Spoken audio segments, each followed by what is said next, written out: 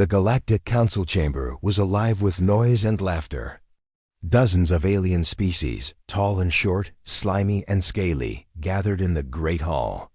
They looked down at Earth's small fleet displayed on the large hologram in the center. The image showed a few rusty old ships barely holding together. "Look at these humans," sneered a tall Dravek commander, his eyes glowing red. "They still use old guns and slow ships. What can they even do in a real fight?" A group of Syrians with their long necks and many eyes laughed loudly. "They are like children playing war games. The galaxy will crush them in minutes." From the far corner, a small voice interrupted. It was a human representative, standing nervously, but with quiet strength. "We are not as weak as you think." The laughter only grew louder. Another alien shouted, "Why don't you just admit it? Humans are slow and weak. You will never be a serious part of the Galactic Council." The human looked around, calm but firm. "You are underestimating us. That will be your mistake." No one took him seriously. The Council was sure Earth was a joke. After all, humans had only joined the Council 5 years ago. They were still new and untested. Later, in a dark room beneath the Earth Fleet's command ship, Commander Arlen watched the laughter replay on the screen. His jaw was tight. "Let them laugh," he said to his second-in-command Mara. "They think we are weak. They think we will run." Mara shook her head. "They don't know what we have been preparing. They don't know what we can do." Arlen nodded. "Tomorrow they will learn, but not today. Today we wait. We let them relax." Meanwhile, across the galaxy, the Council's fleets were preparing for a small border conflict far from Earth. The major powers believed the war would be easy. They planned to send a few large fleets, ignoring the humans completely. A young alien officer named Joreth frowned at the report. "Why don't they send the Earth fleet? It is strange. Earth should join the fight." The Council's leader, a tall silver-skinned alien named Vorel, smiled coldly. "Earth is a child. They will watch and learn. They are not ready for war." "But," Joreth felt uneasy. "Sometimes the smallest flame burns the brightest." The next day, the border planet was calm. Alien fleets stood ready. Then, suddenly, every sensor showed a strange signal near Earth's fleet. "What is that?" an alien captain asked. "Earth's ships are moving, but not in any known way. They are disappearing and reappearing." On the command ship, Arlen smiled. As he watched the alien fleets, "They expect to fight on the border," he said. "We will give them a war they never dreamed of." Suddenly, the alien fleet sent messages begging for Earth's help. "Earth, send your ships. We need backup." But Earth sent no answer. The aliens waited and watched. Then, without warning, entire alien fleets blinked out of existence. No battle, no noise. Just silence. Confused and scared, the Council called an emergency meeting. "What is happening? Where did the fleets go?" demanded Vorel. Joreth looked at the screen wide-eyed. "It's Earth. They are not weak. They are using weapons we cannot see." The Council was silent. They had never seen such power. The aliens felt fear for the first time. Back on Earth, Arlen spoke to his crew. "They laughed at us, but we were never weak. We studied them, learned from them, and now we strike. The war will be over before they know it." Mara smiled. 5 hours. That is all it will take." As the meeting ended, Vorel whispered, "We made a terrible mistake. We should never have laughed at the humans, but it was too late. The galaxy was about to change forever." The vast silence of space was broken only by the soft hum of the scout ship's engines. Commander Rena stared at the blinking lights on her control panel. Something strange was happening near the human fleet. Their ships were not where they should be. "Captain, sensors are showing odd signals," said her second-in-command, Loro. "The human ships appear and then disappear. They don't use warp drives, but they move faster than anything we know." Rena frowned, leaning closer to the screen. It's impossible. They should be easy to track. But these signals, they are like whispers from the fuzz. Void. Should we report to the council? Loro asked. Rena hesitated. Yes, but let's gather more data first. I want proof before we cause panic. As they edged closer to the human fleet, the scout ship's instruments went wild. Captain, Loro shouted. The signals are changing. They're not just moving. They're hiding in plain sight.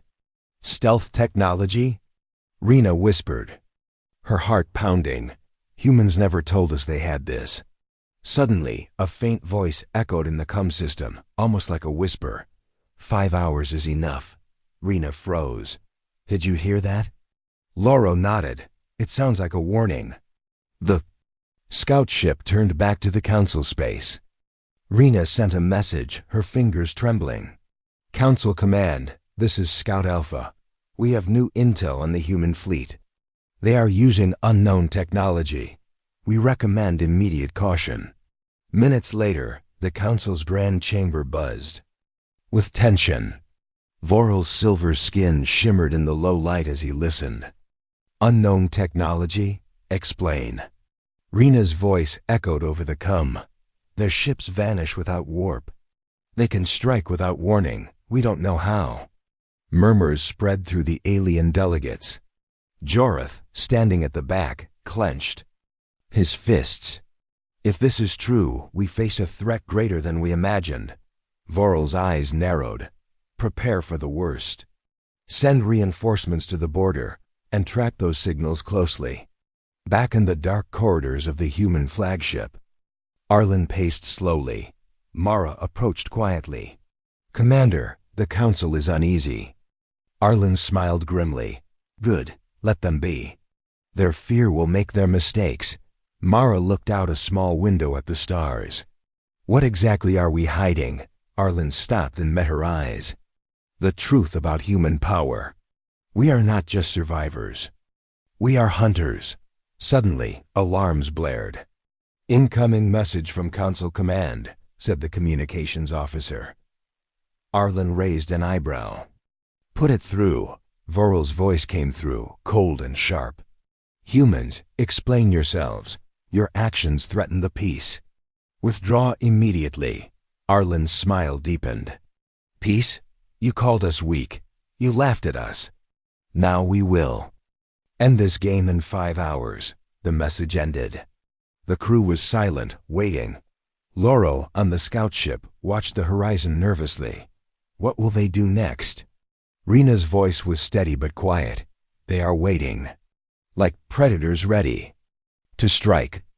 Then, without warning, a bright flash lit the space ahead. Entire alien fleets disappeared from sensors. The council had never seen such power. Rena whispered. The whispers were warnings. The void hides many secrets. Back on Earth's flagship, Arlen looked at the clock. Time is running out. The galaxy will never laugh at us again. A deadly silence had taken over the outer rim. Massive alien fleets floated near the border planets, confident and relaxed. Their weapons were charged, their shields strong, and their commanders full of pride. No one had seen a single human ship. In hours, it felt too quiet. Commander Vexer of the Kroll Empire leaned back in his seat, amused. The humans are hiding again. I knew they had no courage. His tactical officer gave a short laugh. They vanished like ghosts. Maybe they finally accepted they're too small for this war. But something was wrong. Suddenly, one by one, the fleet's ships lost power. Commander, engines failing, shields dropping. Communications are gone. Within seconds, the Kroll fleet went dark. Not a single shot fired, no explosion. Just silence. Then nothing. From a council command ship far away, Jorath watched in horror as the Kroll fleet blinked off the screen. What just happened? Where did they go? His assistant panicked. They're gone, sir. No signal, no debris, nothing. Voral rushed into the room, eyes wide. Report. Jorath turned slowly. 10 fleets vanished in under 5 seconds. The chamber filled with shouting voices, frightened commands, and wild theories. Someone suggested a natural space storm. Another blamed sabotage. But one fact stood tall: no alien fleet had this kind of power. And then it came. A single signal, sent in an old Earth code. A simple message on a black screen. This is the first hour. Do not call it a war. This is justice. Vorel clenched his fists. We underestimated them. Jorth nodded slowly. They didn't want peace. They wanted time. Far away, hidden inside a cloaked asteroid field, Earth's fleet stood completely silent. Not even a flicker of light gave them away.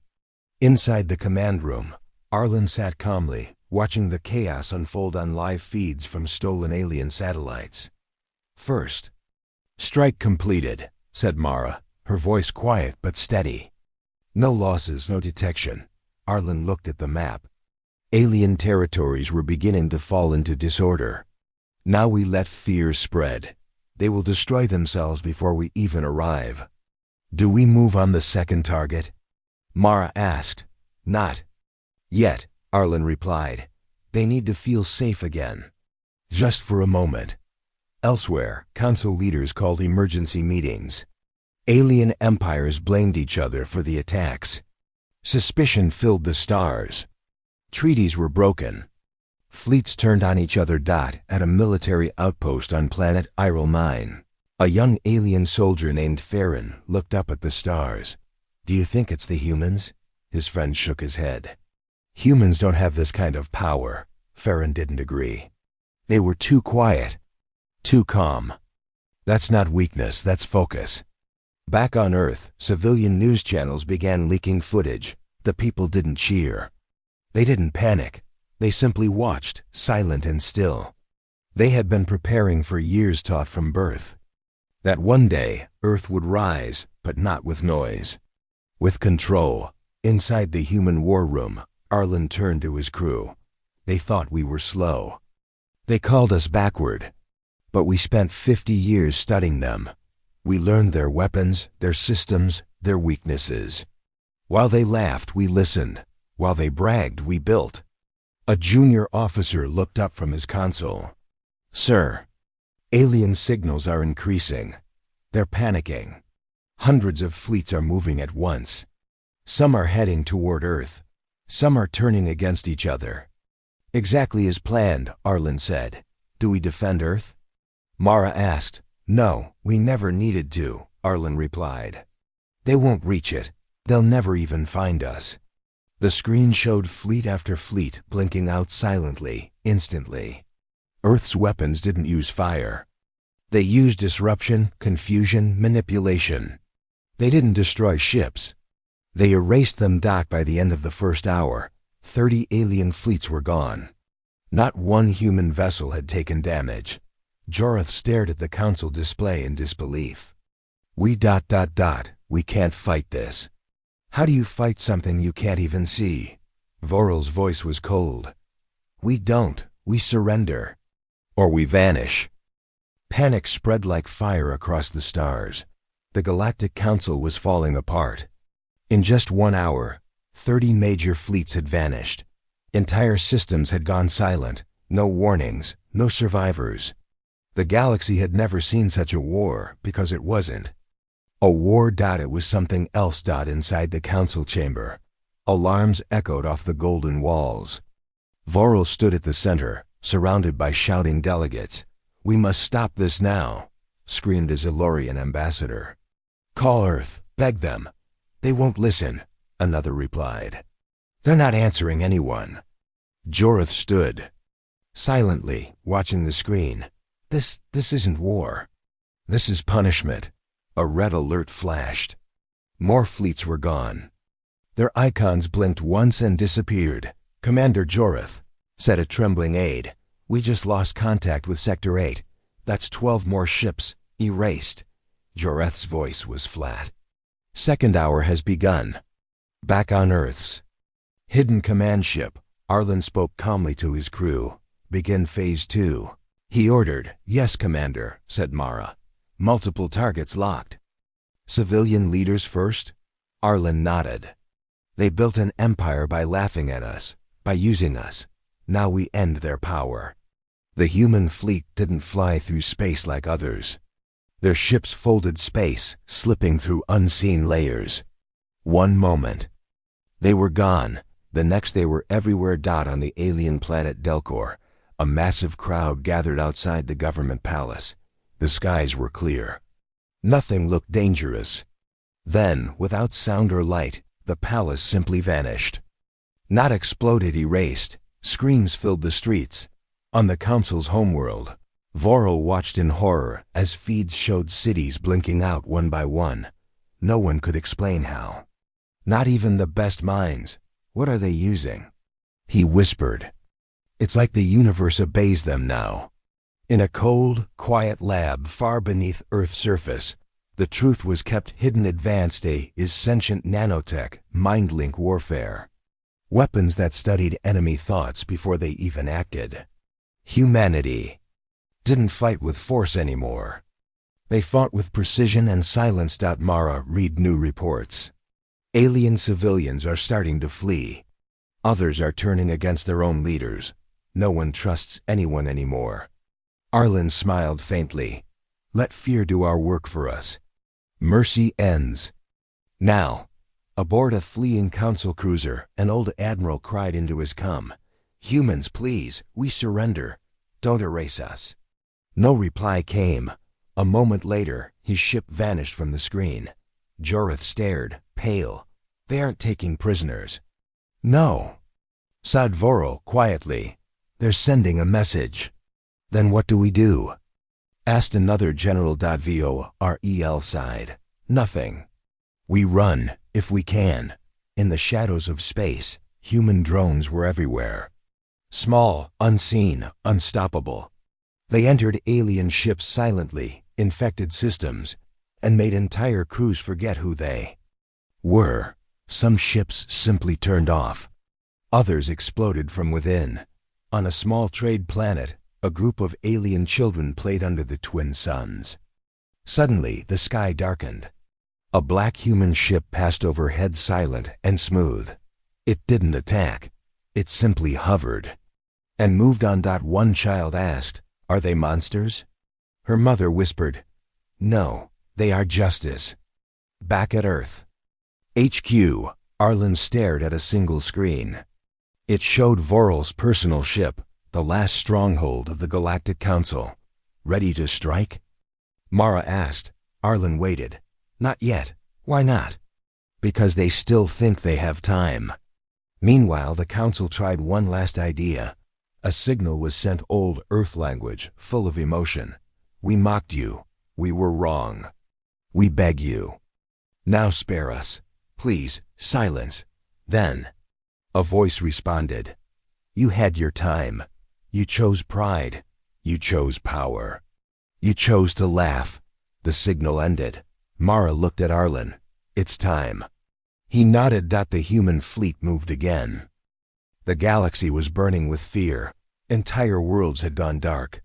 The alien leaders who once ruled without question now hid in bunkers, afraid to even speak. No one understood how the humans did it. No one could explain how a race once called weak now controlled the stars, but the truth was never in plain sight. It had always been hidden in Earth's silence, inside a massive data vault beneath Earth's frozen moon. A quiet machine began to speak. Begin full release, said Commander Arlen. Mara looked at him. All of it? He nodded. It's time they learn who we are. Across the galaxy, every channel suddenly switched. Screens in homes, ships, and control rooms all showed one image, Earth. Then came the voice. You called us slow. You called us weak. But that was our design. In the Council's last stronghold, Vorel stared at the screen. What is this?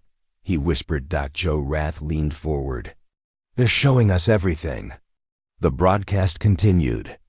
It showed the past, a quiet Earth struggling to survive, learning from every alien race. Humans traded smiles while secretly recording data. They sold old technology while building weapons beneath their oceans. They signed peace deals while studying every language, every code, every weakness. A hologram displayed massive machines buried under deserts, forests, and ice caps. You never saw what we really built. While you fought over pride, we prepared. In one scene, alien scientists laughed at human tools. Gunpowder, so primitive. They joked. The video zoomed out, showing Earth's Secret A is watching those scientists. Learning their thoughts in real time, Joreth blinked. They used us. Every word, every laugh, was part of the plan. The voice returned. You gave us a seat in the council, but not respect. So we gave you silence. And behind that silence, we became something else. A giant map of the galaxy appeared, red marks over every council base, every major shipyard, every capital. You ruled the galaxy for 600 years. Now in 5 hours, it ends. Inside Earth's war room, Mara turned to Arlen. They know the truth now. He nodded slowly. Yes, but the truth won't save them. Elsewhere, on a distant alien planet, a retired soldier named Brennick watched the broadcast with shaking hands. He had fought humans once years ago. Back then, they had lost badly. But now he understood why. They let us win, he whispered. They were testing us. His son asked, Dad, are the humans evil? No, Brennick said quietly. They're angry. Back in the council's bunker, Vorel stood and shouted, Send a ship to Earth. Send a peace team. Joreth spoke calmly. There is no Earth to find. Their real home is no longer on one planet.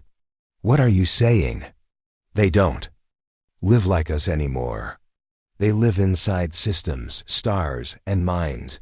They're not just human now. They've evolved. Another screen turned on, showing Earth's AI system Echo, the mind behind the human rise. It had eyes in every star, every code, every whisper. You laughed at our silence. But silence is the sound before the storm. Then came the final message. You wanted to lead the galaxy, but you were never ready. So now we take your place, and we will do it better. The broadcast ended. Mara looked at Arlen. Do you think any of them will resist now? Some might, Arlen replied. But they won't last long. Joreth sat down slowly. They didn't win a war. They rewrote it. And across the galaxy, every species, every leader, every survivor now understood the same truth. The humans had never been behind. They had just been waiting. It started with silence, then came fear. After the human broadcast, the galaxy changed. The stars felt colder. The empty space between planets seemed alive, as if something unseen was watching. Entire worlds shut down their networks. Alien governments stopped answering calls. No one trusted anyone. Inside a small defense station orbiting planet Raxor, Commander Velo watched the sky. His hands shook as he stared at the sensor screen. They're not attacking us, he whispered. His second officer looked confused. That's good, right? No, Velo said. It means they're not worried about us. It means we don't matter. On the council's last stronghold, chaos ruled. Delegates screamed over each other. Maps showed dozens of disappearing fleets. Trust between species shattered. They turned our weapons into dust. They walked into our systems and shut them down like light switches. They are already inside our machines, inside our minds. Joreth stood quietly in the back, watching it all fall apart. He had seen war before. But this was fear, pure and deep. Fear that didn't just kill, it controlled. A young diplomat cried out, "We must fight." Joreth shook his head. Fight what? They are everywhere. And nowhere, one by one, the council members left the room. Some ran to their ships. Others ordered retreats. A few even tried to escape the galaxy itself. In a dark war chamber on Earth's command ship, Arlen watched the madness unfold. They're breaking, Mara said softly. Arlen nodded. That was always the plan. Win the war before it truly begins. She looked at the galaxy map. Some species have turned on each other. Others are preparing to surrender. Do we respond? No, Arlen said. Let the fear grow. On a small colony world called Jalanfor, families hid in underground shelters. Lights were off. No one spoke. Parents held their children close. Hoping the humans would pass them by. In one shelter, a child asked, "Mom, are they monsters?" Her mother, tears in her eyes, shook her head. No, they're just tired of being laughed at. On the far side of the galaxy, the wealthy ruling species known as the Valerians gathered their elite in a hidden fortress. They had mocked humans the loudest. Now they begged their scientists for answers. Build a shield. Hide us underground. Buy. Time bribed them, but every plan failed. Human code was already in their systems. Their ships didn't respond. Their satellites went blind. Then came a message, only 2 words. "We see you." Panic erupted. Some blamed their leaders. Others tried to flee. One Valerian general turned his guns on his own commanders. "You brought this on us," he shouted. "They warned us." Within hours, the Valerian Empire was gone, without a single human ship landing on their soil. Back at the council chamber, only a few leaders remained. Vorel sat slumped in his seat, his voice hoarse.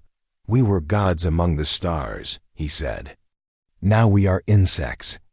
Jorith answered quietly, "No, we were proud and blind." In Earth's war room, Arlen sat in silence. Mara stood beside him, her eyes on the screen. "They're falling faster than expected," she said. Arlen didn't smile. "Fear is the sharpest blade." Mara turned to him. "Is this justice? Or revenge?" He didn't answer. On a distant moon, an old alien scientist sat in a chair, staring at a flickering screen. He had once taught a young human diplomat many years ago. He remembered the boy's soft words, the questions, the silence. He remembered laughing. Now, that screen showed the words. 1 hour left, he whispered. They gave us a chance. And we wasted it. As the galaxy collapsed into shadows, a new order was rising. Not from anger. Not from hate. From patience. From memory. From silence. The humans never wanted to be kings. But now no one else remained. The galaxy was quiet now, but it wasn't peace. It was fear. Whole systems had shut down. Ships floated dead in space. Alien worlds had stopped sending messages. No one dared to speak. Everyone waited for what would come next. In the last surviving Council base, Jorith stood alone before the old chamber. The seats were empty, the flags torn. Lights flickered across the ceiling, casting long shadows. He whispered to himself, "What will they do now?" At that moment, every screen in the galaxy turned on. From the smallest communication device to the largest starport display, one signal took over. It was the face of a human. Older, calm, serious. This was not a message of war. It was a message of judgment. The man spoke slowly, his voice strong but calm. "We gave you time. We gave you silence. We gave you peace. And you answered with laughter." In a ruined spaceport, alien refugees stopped in place, staring at the screen. On a jungle moon, a group of soldiers dropped their weapons, frozen. Even deep in hidden bunkers, powerful rulers stared at the human face, afraid to even blink. "You mocked us," the man continued. "You ignored our warnings. You saw us as nothing. But we watched, we learned, and now we speak." Mara stood beside Arlen on Earth's main ship. She watched the galaxy react. "They're listening," she said softly. Arlen nodded. It's time they understood. The human on screen stepped back. Behind him, a display showed everything. Lost fleets, vanished capitals, silenced empires. "You called yourselves the leaders of the stars," the voice said. "But leadership without wisdom is nothing." Jorith felt a chill in his chest. He knew the truth now. This wasn't about power. It never was. It was about respect and how the galaxy failed to give it. The message continued. We came in peace. You met us with pride. We asked to stand beside you. You pushed us down, so now we rise above you. On the trade world of Solon Prime, a child turned to her father. Are they going to kill us? She asked. Her father didn't answer. He didn't. No. Then, the human spoke again. This war was your test. You failed. Silence followed. Then a new screen lit up, this one full of faces. Council members, old enemies, alien leaders. All of them shone as if on trial. You had centuries to unite. Instead, you divided. You built empires, not communities. You enslaved the weak. You erased the different. On one of the screens, a Valerian noble collapsed in tears. He knew he was being watched, judged. Arlen stepped forward inside the human war room. His voice was low but steady. Send the second part of the message. Mara tapped a button. Across the stars, every alien world received two options. Join us and rebuild the galaxy, or remain alone and disappear. The timer started ticking. 1 hour. In a cave deep under the planet Cradle, an alien leader turned to his advisors. Can we still run? No, one whispered. There's nowhere left. In the council chamber, Joreth stood and faced the screen. He spoke for the first time in hours. I choose to join. He raised his hands, stepped forward, and bowed low before the image of Earth. Back on Earth's ship, Arlen watched him. Mara looked surprised. He was the only one who ever respected us. Arlen nodded. He was the only one who listened. On screen, other species began to join. One by one. Slowly, then faster. Surrender wasn't a choice now. It was survival. The human face on the message changed. It smiled not with joy, but with understanding. You chose war. We ended it. Now we offer peace, but on our terms. All across the galaxy, people finally realized humanity didn't just win. They changed the rules, and now the stars would never be the same. The final hour began with a heavy silence across the galaxy. Every star system, every ship, every leader waited. No one knew exactly what would happen when the timer reached 0. Would it be destruction, mercy, or something no one expected? Commander. Joreth stood alone in the council's empty chamber. His eyes were fixed on the large clock above the door, counting down the last minutes. It's almost over, he whispered. The end of an era. Far away, on Earth's flagship, Arlen and Mara watched the timer with calm faces. 5 hours, Arlen said softly. The war ends here. Mara looked at him. Do you think they expected this? Arlen shook his head. No one does, not until now. Suddenly, the galaxy's communication channels lit up with messages from every corner. Aliens from every species sent pleas, offers, and last hopes. Some begged for mercy, others asked to join the new order. Fear and hope mixed in the stars like never before. Commander, a voice called. The last resistance fleet has been detected near the Orion Belt. Arlen nodded. Prepare the final strike. On a remote asteroid base, the last alien soldiers gathered. Their leader, General Kalen, stood before them, eyes blazing with defiance. We fight until the end, he said. If we fall with honor. His soldiers cheered weakly. They knew they were outmatched, but they chose to stand back. On Earth's ship, Mara pressed a button. Final message ready to send. Arlen turned to the screen. Make it clear. This is not just the end of a war. It's a new beginning. The timer hit 1 minute. Then, at 0, the galaxy held its breath. The human voice filled every channel again. Calm. Powerful. The war is over. A flash of light spread through space, not a weapon, but a wave of peace. Alien ships powered down. Guns lowered. Fear slowly gave way to quiet relief. Join us, the voice said. build together. In the silent calm, General Kalen's ship was the last to respond. For a moment, no one knew if he would fight or surrender. Then his voice came through. We surrender. Cheers and sighs echoed from Earth's ship. Arlen smiled. Mara asked, "Do you think the galaxy is ready?" Arlen looked at the stars. It will have to be. As peace settled over the stars, humanity stood as the new center of power, not by force, but by choice and patience. The legend of 5 hours spread across the galaxy forever. No one would ever laugh at Earth again.